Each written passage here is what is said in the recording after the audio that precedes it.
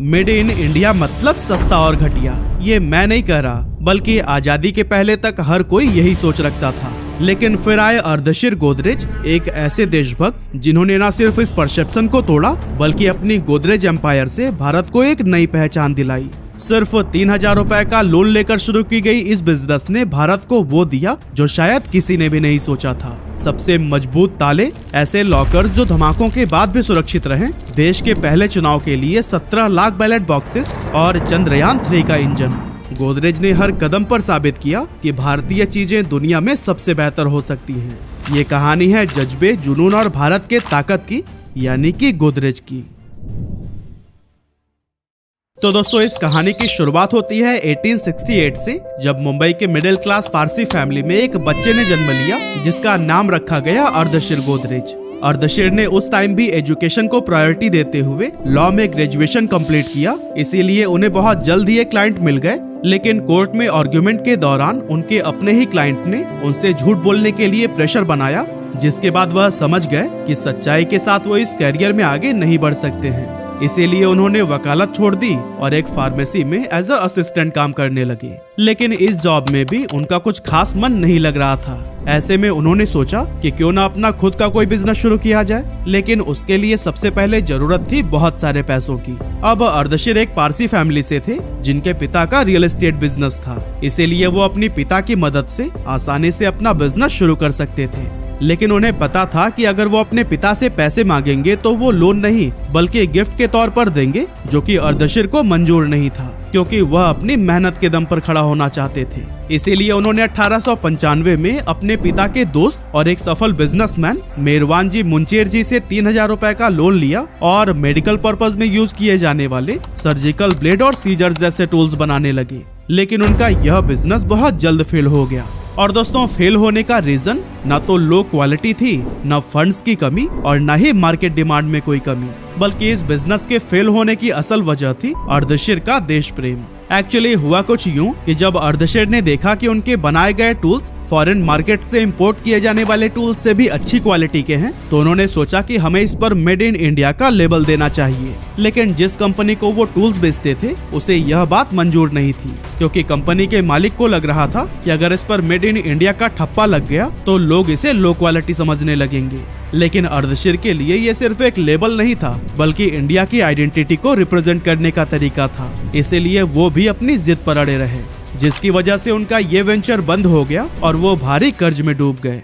इसी तरह से कुछ टाइम ऐसे ही बीतता गया और फिर एक सुबह जब अर्देशीर न्यूज़पेपर पढ़ रहे थे तो उसमें शहर में बढ़ती चोरियों की घटनाओं का जिक्र किया गया था। और उस टाइम के पुलिस कमिश्नर ने भी यह बयान दिया था कि लोग अपनी घर और बिजनेस प्लेसेस की सिक्योरिटी को बेहतर कर लें। इसे पढ़कर अर्देशीर के दिमाग में एक ऐसा लॉक बनाने का आइडिया आया जो कि मजबूत भी हो और सिर्फ अपनी ही चाबी से खुले। असल में उन दिनों ताले या तो आसानी से तोड़े जा सकते थे या फिर चोर उन्हें मास्टर की से खोल लिया करते थे।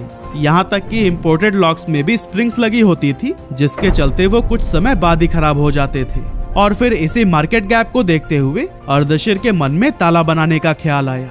लेकिन फिर वही पैसे वाली प्रॉब्लम। इसके लिए एक बार फिर से अर्देशीर अपने पुराने सपोर्टर मेरवान जी के पास गए और वहां पहुंचकर अर्देशीर ने पहले तो उनसे माफी मांगी, क्योंकि वो अपना पहला लोन अब तक रीपे नहीं कर पाए थे। और फिर इसके बाद उन्होंने अपने नए प्लान के बारे में उन्हें बताया।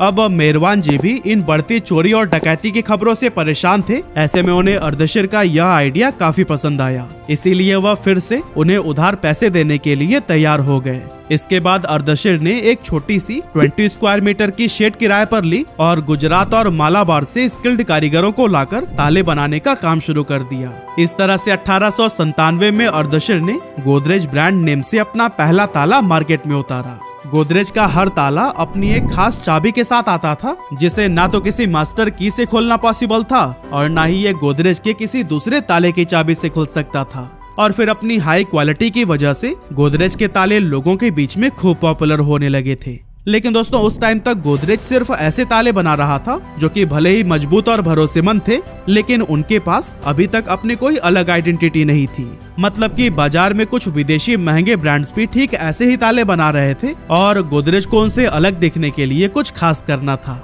इसीलिए अर्देशीर ने एक ऐसा लॉक इन्वेंट किया जिसके साथ में 2 चाबियां आती थी। लेकिन इस ताले की खासियत ये थी कि इसकी दूसरी चाबी चेक की थी और ये चेक की ताले के इंटरनल मैकेनिज्म को कुछ इस तरह से बदल देती थी कि पहली चाबी पूरी तरह से बेकार हो जाती थी। इस रेवोल्यूशनरी लॉक को गॉर्डियन लॉक का नाम दिया गया, जो कि उन सिचुएशंस के लिए एकदम परफेक्ट था जब पहली चाबी खो जाए और उसकी डुप्लीकेट बनने का खतरा हो। ये लॉक सुरक्षा और भरोसे का एक नया मानक बन गया। अर्देशीर ने अपने इस इन्वेंशन का पेटेंट कराया और फिर एक नए ताले के इन्वेंशन में लग गए। और दोस्तों, इस बार अर्देशीर ने दोबारा एक ऐसा इनोवेटिव लॉक बनाया जिसमें अगर कोई गलत चाबी से इसे खोलने की ट्राई करता तो ताले का बोल्ट फंस जाता था। और ये सिस्टम इतना सिक्योर था कि ये मालिक को सिग्नल भी देता कि ताले को खोलने की कोशिश हुई है। अर्देशीर के ये लॉक्स न सिर्फ हाईली सिक्योर थे, बल्कि उनके स्टैंडर्ड्स ने इंडियन लॉक मैन्युफैक्चरिंग को ग्लोबल लेवल पर खड़ा कर दिया था। एक्चुअली अर्देशीर का प्रोसेस कुछ अलग ही तरीके से काम करता था, क्योंकि वो चाबी पहले बना लेते थे और फिर लॉक को चाबी के हिसाब से डिजाइन करते थे। इसी वजह से उनके लॉक्स को दूसरी चाबी से खोलना चोरों के लिए इम्पॉसिबल हो गया। लेकिन दोस्तों, गोदरेज की कहानी सिर्फ ताले तक सीमित नहीं रही। अर्देशीर को समझ आया कि चोरी और डकैती से बचने के लिए लोगों को एक मजबूत अलमारी की भी जरूरत है। इस दौर में बैंक लॉकर्स का कॉन्सेप्ट नहीं था और लोग अपनी कीमती सामान घर की अलमारियों में ही रखते थे। ऐसे में ताले के साथ साथ अलमारी का मजबूत होना भी बहुत जरूरी था। इस नए चैलेंज के लिए अर्देशीर ने कागज पर कई सारे डिजाइन्स बनाए और अपने इंजीनियर और कारीगरों के साथ में अनगिनत मीटिंग्स की। आखिरकार निष्कर्ष यह निकला कि एक मजबूत और सुरक्षित तिजोरी बनाने का सबसे बेहतरीन तरीका यह है कि एक सिंगल सीट स्टील को बिना काटे हुए ही तिजोरी बना दिया जाए। इसी आइडिया पर काम करते हुए साल 1902 में अर्देशीर गोदरेज ने इंडिया का पहला लॉकर मार्केट में उतारा, जिसे कि लोगों ने काफी पसंद किया। लेकिन दोस्तों, गोदरेज के इस लॉकर को असली पहचान तो तब मिली जब 1906 में सैन फ्रांसिस्को में एक भयंकर भूकंप आया, जिसने कि पूरा शहर तबाह कर दिया। इस घटना के बाद साइंटिफिक अमेरिकन नाम की एक मैगजीन में आर्टिकल छपा, जिसमें बताया गया कि ज्यादातर लॉकर फायर प्रूफ नहीं होते हैं। अर्देशीर ने जब ये आर्टिकल पढ़ा तो उनके दिमाग में एक आइडिया आया कि क्यों ना हम प्रूफ कर दें कि हमारे लॉकर्स फायर प्रूफ हैं। इसके लिए उन्होंने एक पब्लिक डेमोन्स्ट्रेशन रखा, जिसमें गोदरेज के लॉकर को आग में डालकर उसकी फायर रेजिस्टेंस और ड्यूरेबिलिटी को सबके सामने दिखाया गया। और फिर जब लोगों ने देखा कि आग में डालने के बाद भी लॉकर के अंदर रखी चीजें बिल्कुल सुरक्षित हैं, तो उनका भरोसा इस कंपनी पर तुरंत बढ़ गया। इसके बाद से 1908 में अर्देशीर गोदरेज ने दुनिया का पहला स्प्रिंगलेस लॉक इन्वेंट किया, साथ ही उसका पेटेंट भी कराया। यहाँ तक कि 1911 में जब किंग जॉर्ज V और क्वीन मैरी पहली बार भारत आए तो अपनी कीमती सामानों को सुरक्षित रखने के लिए उन्होंने भी गोदरेज लॉकर्स को ही चुना। और दोस्तों, ब्रिटिश रॉयल्टी का ये भरोसा गोदरेज लॉकर्स की क्रेडिबिलिटी को चार चांद लगा गया। इसी टाइम अर्देशीर ने अपने लॉकर्स को और बेहतर बनाने और इंटरनेशनल मार्केट में कंपटीशन को समझने के लिए इंग्लैंड, फ्रांस और जर्मनी का स्टडी टूर प्लान किया। लेकिन इस टूर से पहले उन्होंने सोचा कि क्यों ना मेरवान जी से मिलकर उनका लोन चुका दिया जाए। लेकिन जब अर्देशीर उनसे मिलने पहुंचे तो उन्होंने देखा कि वो बेहद बीमार थे। और फिर जब उन्होंने मेरवान जी को उनका पैसा वापस लौटाने की कोशिश की तो उन्होंने यह पैसा वापस लेने से साफ मना कर दिया।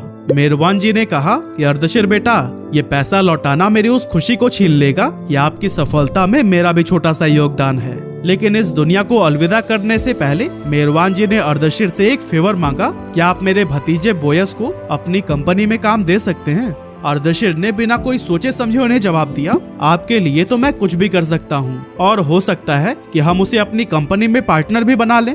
और दोस्तों, अपनी बात पर कायम रहते हुए अर्देशीर ने बोयस को कंपनी में पार्टनर बना लिया और कंपनी का नाम रखा गया Godrej and Boyce manufacturing company. हालांकि कुछ समय बाद बोयस ने खुद ही गोदरेज से रिजाइन दे दिया, क्योंकि उनका इस बिजनेस में इंटरेस्ट ही नहीं था। लेकिन अर्देशीर ने उनके सम्मान में कंपनी का नाम कभी नहीं बदला और ये अभी भी Godrej and Boyce manufacturing company के नाम से ही जानी जाती थी। इसी दौरान अर्देशीर ने देखा कि दुनिया में जो भी साबुन बनते हैं वो ज्यादातर एनिमल फैट से बनाए जाते थे और ये चीज वेजिटेरियन हिंदूज के लिए काफी परेशानी की बात थी। साथ ही कुछ दूसरी कम्युनिटीज भी इनसे कंफर्टेबल नहीं थी। ऐसे में अर्देशीर को लगा कि इस प्रॉब्लम का सलूशन लाना ही चाहिए। यहीं से अर्देशीर का एक नया मिशन शुरू हुआ और उन्होंने डिसाइड किया कि वो एक ऐसा साबुन बनाएंगे जो पूरी तरह से वेजिटेबल ऑयल से बना हो। ये एक ऐसी टेक्निक थी जो कि उस समय इम्पॉसिबल लगती थी, लेकिन अर्देशीर ने अपने विजन और डेडिकेशन से साल 1919 में दुनिया का पहला प्योर वेजिटेरियन सोप लॉन्च किया, जिसका नाम रखा गया चाबी। इसके बाद गोदरेज ने नंबर 2 नाम से एक और साबुन लॉन्च किया, जिसे कि रविंद्रनाथ टैगोर का भी समर्थन मिला। साथ ही एनी बेसेंट ने भी इन दोनों सोप्स की तारीफ की और इसे अपनाने के लिए लोगों को इंस्पायर किया। वैसे जो लोग नहीं जानते उन्हें हम बताते चलें कि एनी बेसेंट एक विदेशी होते हुए भी इंडियन इंडिपेंडेंस मूवमेंट को सपोर्ट करने के लिए जानी जाती थी। इस तरह से गोदरेज के साबुन ने इंडियन हाउस होल्ड्स में अपनी जगह बना ली और ये लक्स, व्हाइट रोज, क्यूटिकोरा और विंडसर जैसे फेमस ब्रांड्स को पीछे छोड़ते हुए सबसे ज्यादा बिकने वाला साबुन बन गया। गोदरेज नंबर 2 की सफलता के बाद से कंपनी ने गुलाब की खुशबू वाले साबुन का एक और वेरिएंट लॉन्च किया जिसका नाम रखा गया नंबर 1। इसके बाद से गोदरेज ने टर्किश बाथ, बंती और सिंथॉल जैसे बहुत सारे साबुन मार्केट में उतारे, जिनमें से कई को तो आज भी पसंद किया जाता है। लेकिन दोस्तों तभी साल 1925 में कुछ ऐसा हुआ कि कंपनी की पॉपुलैरिटी अचानक से आसमान छूने लगी। असल में अप्रैल 1925 में कलकत्ता की धर्मतला स्ट्रीट पर भयानक आग लग गई, जिसमें कई सारी इमारतें जलकर राख हो गई। लेकिन गोदरेज लॉकर में रखे हुए पैसे और डॉक्यूमेंट्स को कुछ भी नहीं हुआ। और दोस्तों कुछ इसी तरह का एक हादसा 14 अप्रैल 1944 को बॉम्बे के विक्टोरिया डॉक्स पर हुआ था। यहाँ पर एक शिप अपने साथ में गोल्ड बार, गोला बारूद, फाइटर प्लेन्स, सल्फर और कॉटन जैसे कई सारे फ्लेमेबल आइटम्स लेकर आया था, जिसमें कि अचानक से आग लग गई। और फिर कुछ ही देर में शिप के अंदर 2 बड़े धमाके हुए जो कि इतने जबरदस्त थे कि मुंबई में भूकंप के झटकों जैसा असर महसूस किया गया। ये आग इतनी भयानक थी कि 3 दिनों तक जहाज और आसपास का इलाका जलता रहा और इसमें करीब 1300 लोगों की जान चली गई थी। लेकिन कमाल की बात यह है कि जब मलबे को निकाला जा रहा था तो उन्हें गोदरेज की लॉकर सही सलामत मिली। बस धमाकों के चलते उनमें थोड़े से डेंट आ गए थे, लेकिन अंदर मौजूद सामान पूरी तरह से सुरक्षित था। यह हादसा गोदरेज के लिए एक बहुत बड़ा टर्निंग पॉइंट साबित हुआ, क्योंकि इसके बाद उनकी लॉकर्स की सेल्स में काफी जबरदस्त उछाल देखने को मिला। उस टाइम पर तो ये इतना पॉपुलर हो गया था कि लोग दहेज में अपनी बेटी को गोदरेज की ये अलमारियां देने लगे।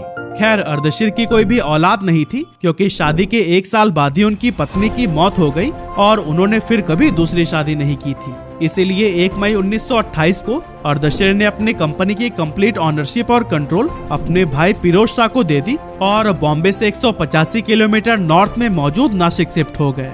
फिरोज शाह ने भी अर्देशीर की तरह ही गोदरेज बिजनेस को आगे बढ़ाने में अपनी जी जान लगा दी। साथ ही उन्होंने अपने पिता के रियल एस्टेट बिजनेस को भी नई ऊंचाइयों तक पहुंचाया।